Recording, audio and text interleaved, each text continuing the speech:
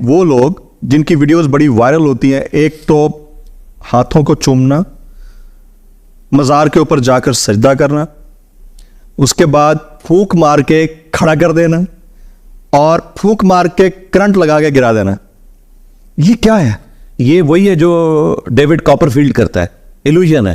Illusion, ہاں جی, ظاہر ہے ان کے اپنے لوگ ہیں یہ جو منہ سے بلیڈ نکال رہے ہیں اور جی جن پڑے ہوئے بندے کو اور وہ ٹھیک ہو جاتا ہے, یہ سب کے سب ایکٹر ہیں.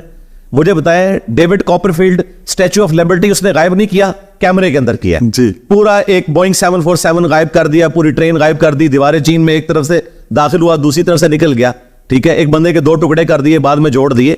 سب کا سب کیمرے کا کمال, نظر کا دھوکا. یہاں پہ بھی یہی کچھ ہو رہا ہے.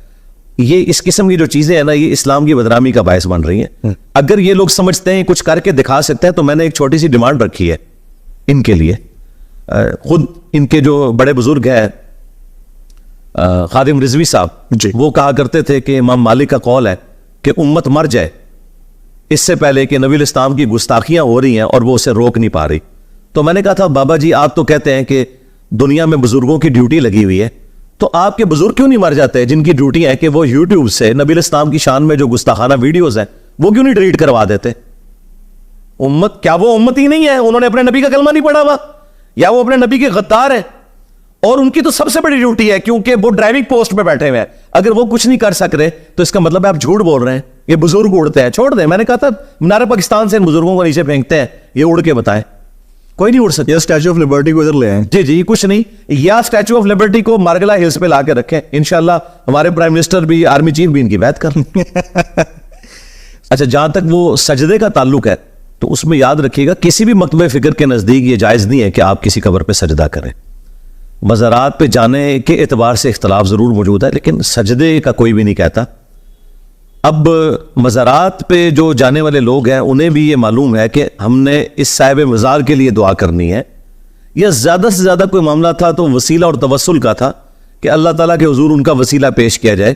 ہم تو اس کے بھی قائل نہیں ہیں, لیکن اگر کوئی یہ بھی کرتا ہے تو اس کے اوپر کوئی ہم شریف فتویٰ نہیں لگاتے. ہم یہ بتاتے ہیں کہ یہ خلاف سنت ہے طریقہ. آپ نے اللہ سے ڈائریکٹ مانگنا ہے, ہاں حمد اور دروشی پڑھ کے مانگنا ہے, لیکن صاحب مزار سے مانگنا یہ تو صراحتاً شرک ہے.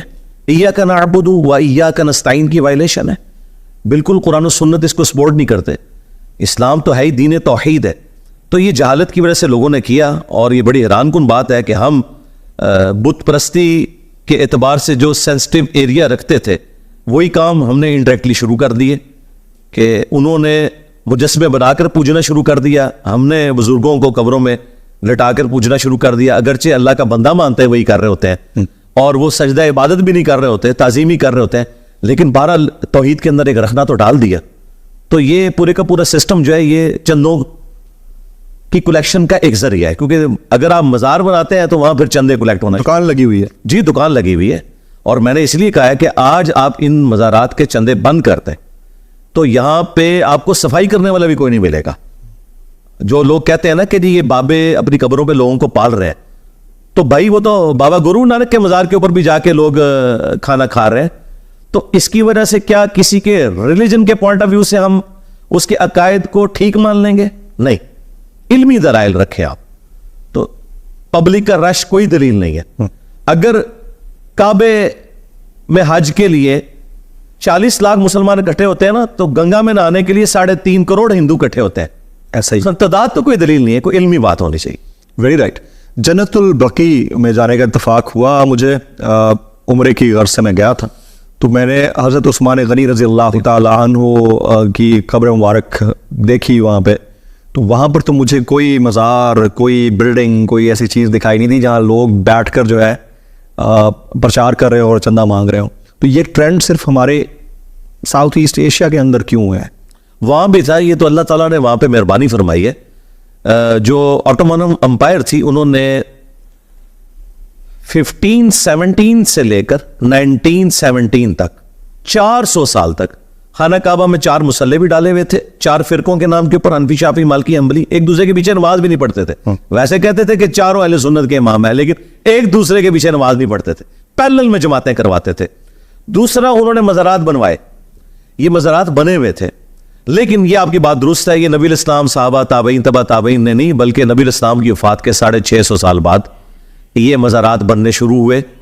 اور پھر جب سعودی حکومت آئی 1926 کے اندر, انہوں نے آ کے سارے مزارات گرائے اور انہوں نے سنت کے مطابق اسے بحال کیا. مسلم شریف میں واضح حدیث ہے, میں تمہیں منع کرتا ہوں قبروں کو پکا کرنے سے, قبروں پر بیٹھنے سے, مجاور بن کے بیٹھنا بھی اور ڈائریکٹ بیٹھنا بھی حرام ہے, اور قبروں پر عمارت بنانے سے.